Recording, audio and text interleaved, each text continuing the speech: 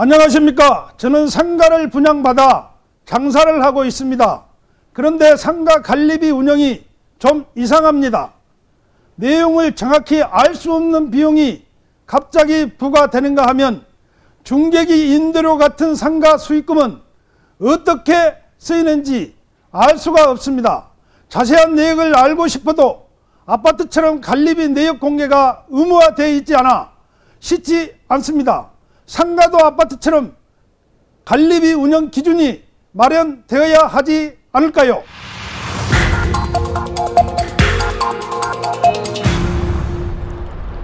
서울시 영등포구에 있는 상가 건물.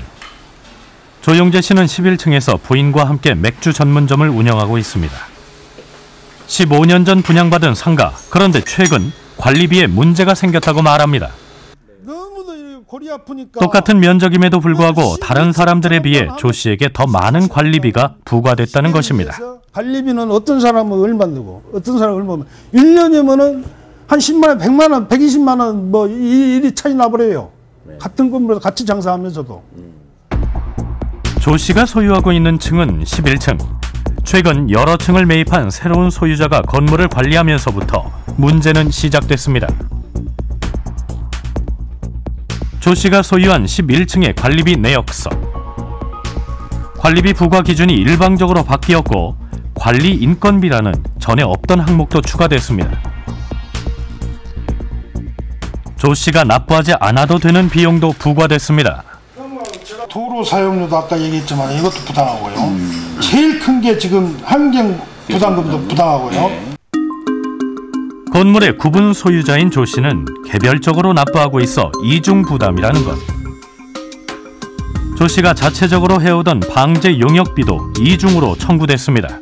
이 금액도 우리 스스로 하는 거예요. 우리 스스로. 그런데 이 금액도 18만 원이나 관리비에 포함시키지 않습니까? 그 전에는 안 냈어요. 문제는 이뿐만이 아닙니다. 건물 옥상에 설치된 중계기. 조 씨는 건물의 구분 소유자이지만 중계기의 임대 수익금에 대해서는 단 한 번도 들은 적이 없다고 합니다. 임대료에 대해서는 전혀 우리는 알지도 못하고 KT 기지국하고 여기 10층에 소유하는 그분하고 계약을 해서 지금까지 유지해 온 겁니다. 관리인의 이상한 기준은 또 있습니다. 현재 관리인이 소유하고 있는 한 층이 비어있는데 전기나 수도 사용료도 아닌 일반 관리비를 한 푼도 내지 않고 있는 것입니다. 원칙도 기준도 없이 관리비를 부과하고 있는 사람을 건물 관리인으로 인정할 수 없다는 조 씨. 지금의 관리인이 법적인 자격을 갖춘 합당한 관리인인지 궁금해졌습니다. 아닙니다. 합당한 관리인이 못 됩니다. 왜 그렇습니까? 그거는 집합건물 소유 및 관리에 관한 법률에 의해서 규약을 설정을 하고 거기에 의해서 관리인을 선임해야 되는데 규약 자체가 없기 때문입니다. 법적으로 자격도 안 되는 관리인에 의해 관리비가 운영되고 있었던 것. 이 같은 문제는 조 씨의 상가뿐만이 아닙니다. 지난해 12월 서울시에서 실시한 집합건물 관리 실태 조사 결과에서도 비슷한 일이 반복되고 있는 것으로 확인되고 있습니다. 국회에서도 문제의 심각성을 인식하고 있습니다. 아파트라든가 이런 부분은 이제 주택법에 의해서 그 여러 가지 관리비를 갖다 공개하도록 그렇게 되어 있지 않습니까?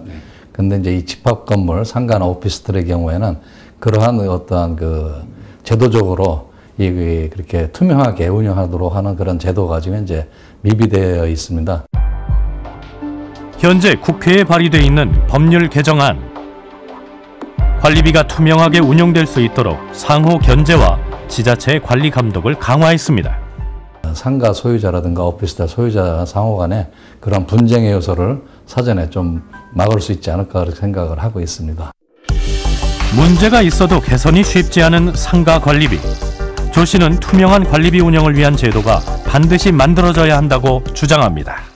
건물의 그분 소유자인 저도 일방적 행포에 당하고 있는 마당에 세입자들은 혹시라도 불이익이 생길까봐 관리비에 대해 적극적으로 문제를 제기할 수 없습니다. 상가 관리비가 투명하게 운영될 수 있도록 하루빨리 관련법을 정비해 주시기 바랍니다.